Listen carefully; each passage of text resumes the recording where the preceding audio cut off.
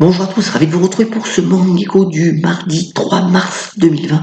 Double photo du jour, une fois n'est pas coutume. D'abord, à 84 ans, la disparition de Jack Welch. C'était le président emblématique de General Electric pendant plus de 20 ans. Il avait été même nommé manager du siècle à la fin des années 90. Et puis, en Israël, donc, Benjamin Netanyahu qui serait sur le point de pouvoir nommer un nouvel gouvernement et donc succéder à lui-même puisque son parti, le Likoud, aurait remporté 37-38 sièges et qu'avec ses alliés, eh bien, il pourrait donc remporter la majorité à la Knesset, l'Assemblée législative israélienne, à faire assurer dans les prochaines heures. Tout ça dans un contexte où les marchés actions se sont plutôt stabilisés et même ont été euphoriques aux États-Unis puisque le Dow Jones a gagné plus de 5%, près de 1300 points, dont d'ailleurs 650 points dans la dernière demi-heure. C'est toujours une volatilité assez importante. Alors c'est au fait qu'aujourd'hui, eh bien, les ministres des Finances du G7 vont tenir une conférence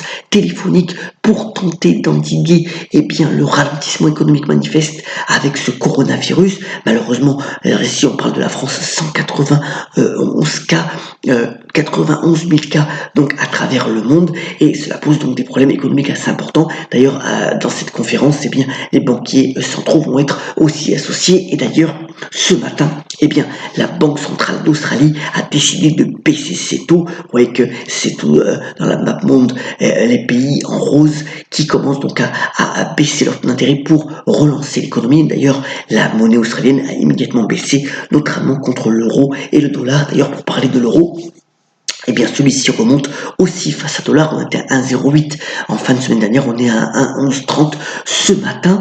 Et d'ailleurs, pour parler de l'Union européenne, eh bien, belle interview de Thierry Breton, donc le commissaire à l'industrie au niveau européen, qui veut véritablement mettre en place une politique volontariste pour relancer donc l'industrie européenne, créer 20 écosystèmes. Ce plan sera dévoilé le 10 mars prochain, à côté donc de l'Airbus des batteries qui est en marche, mais aussi notamment de la 5G. Et bien voilà donc Thierry Breton qui veut donc créer véritablement une nouvelle industrie européenne soutenue en cela par les différents pays de l'Union.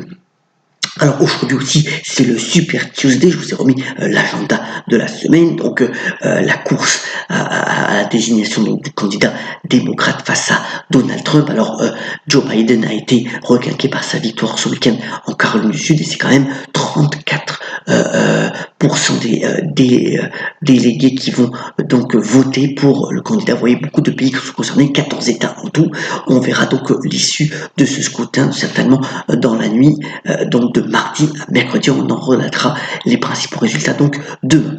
Alors venons en bref. D'abord, on parlait d'industrie. Eh bien, on va estimer que vous voyez que l'automobile française est quand même en difficulté, en tout cas au niveau boursier. Renault qui a perdu près de 39% depuis le début d'année va sortir de nouveaux véhicules électriques à côté de la souris. Donc ce sera une Twingo qui sera dévoilée dans les prochaines semaines. Et puis Peugeot, donc l'action aussi a perdu près de 21%, et bien la Peugeot 208 a été élue voiture de l'année 2020 et bénéficie notamment d'un démarrage commercial assez flamboyant.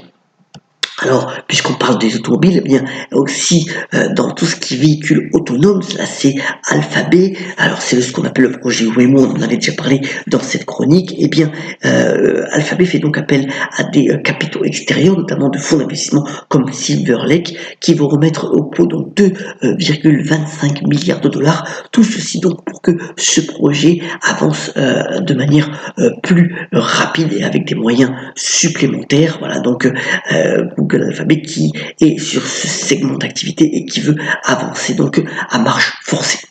Donc, pour ce qui concerne donc le rallye, eh bien, Falnori remporte une victoire assez importante puisque finalement le groupe sort de de la procédure de sauvegarde pendant 3 ans. Donc, il va être tranquille pour pouvoir continuer à restructurer. Alors, c'est plutôt une bonne nouvelle donc pour rallier donc Casino, donc le groupe de distribution, moins de pression financière, même si des échéances seront attendues pour 2023 et donc il va falloir à Falnori trouver le moyen finalement moment de relancer sa machine, peut-être procéder encore à des sections d'activité ou des restructurations. Mais voilà, pendant 3 ans, il va pouvoir peaufiner son plan de marche. Et donc voilà, c'est plutôt une bonne nouvelle aussi pour la distribution française. Alors Nokia change de tête, c'est que Nokia a songé à un moment donné peut-être à vendre, on en avait parlé, une partie de ses activités ou même le groupe entier face à la menace, bien sûr entendu Huawei dans tout ce qui est déploiement de la 5G. Mais voilà, il se dote d'un nouveau patron pour pouvoir avoir une stratégie peut-être plus claire dans les prochains mois ou les prochaines semaines. Là aussi, bien entendu, affaire à suivre pour le géant des télécoms finlandais.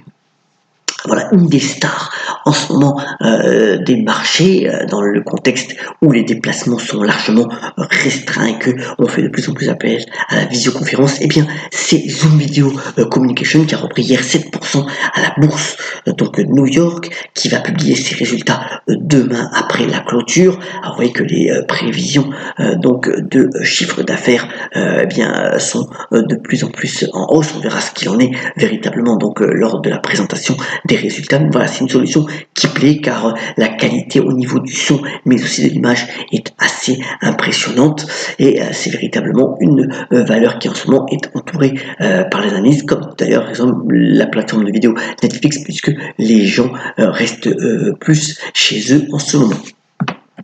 Alors voilà donc une auteure qui marche bien en ce moment, hein. Elle fait de l'actualité, donc oui, il s'agit de Amanda Sters, l'ancienne compagne d'ailleurs de Patrick Bruel. Elle est la co-auteure avec David Fokilos, donc deux amis, qui va être donc joué à partir d'aujourd'hui au théâtre de la Michoutière à Paris avec notamment Kate Merad et Claudia Tagbo. Voilà une belle pièce de théâtre qui met en place. Et puis d'ici peu, elle va aussi publier un roman. Ce sera donc pour le mois d'avril autour du sentiment de l'amour. Donc voilà une auteure, une quadragénaire qui est en pleine forme. Il continue à avoir des projets là aussi, 2 projets de pièces de théâtre. Donc voilà une femme très active et il convient de la saluer. Tout ceci c'est à retrouver dans la dernière page culture d'ailleurs du Figaro aujourd'hui.